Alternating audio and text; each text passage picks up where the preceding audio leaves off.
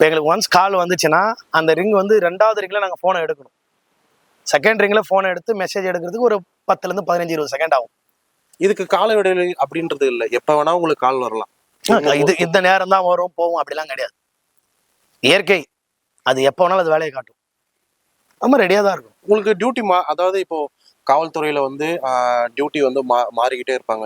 ஒருத்தர் இப்போ எஸ்ஐ இருக்காருன்னா அடுத்த எஸ்ஐ ஒருவர் போவார். உங்களுக்கு அந்த மாதிரி டியூட்டி மாற்றம் இருக்கா? ஆமா, நீங்க காலையில 8 மணிக்கு நாங்கள் டியூட்டிக்கு வந்தோம், சாயந்தரம் 5 மணிக்கு போயிடுவோம். 5 மணிக்கு ஒரு குரூப் டியூட்டிக்கு வருவாங்க, அவங்க மறுநாள் காலையில் 8 மணிக்கு போவாங்க. அது ஒரு வாரம் ஷஃபிள் ஆகிட்டே இருக்கும். நைட் டியூட்டி டே டியூட்டி மாறி மாறி வரும். இப்போ சப்போஸ் இப்போ நீங்க ஃபர்ஸ்ட் டியூட்டி முடிச்சுட்டு நீங்க உங்களோட வீட்டுக்கு போயிட்டு ஓய்வு எடுக்கணும்னு வச்சுக்கோங்களேன். இப்போ 2வது டியூட்டில அவங்களால போக முடியல, ஏதோ ஒரு அசம்பாவித்தால அவங்களால முடியல. இப்போ உங்களுக்கு அட்டன் கால் வந்தா நீங்க அந்த டியூட்டிக்கு போயிடுவீங்களா? இல்ல என் டியூட்டி டைம் இல்ல அப்படி எந்த ஃபயர்மேன் இருந்ததா எனக்கு தெரியல. நமக்கு அதாவது நம்ம ரோட்ல போயிட்டு இருக்கிறோம், போகும்போது ஒரு ஃபயர் வண்டி போகுதுன்னா உடனே அந்த பக்கத்து ஸ்டேஷன் போட்டு வண்டி எங்க போகுதுன்னு கேட்போம்.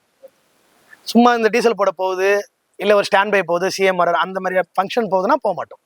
இல்ல ஒரு பிரச்சனை, ஒரு ஃபயர்னாக்கா அங்க போயிடும்.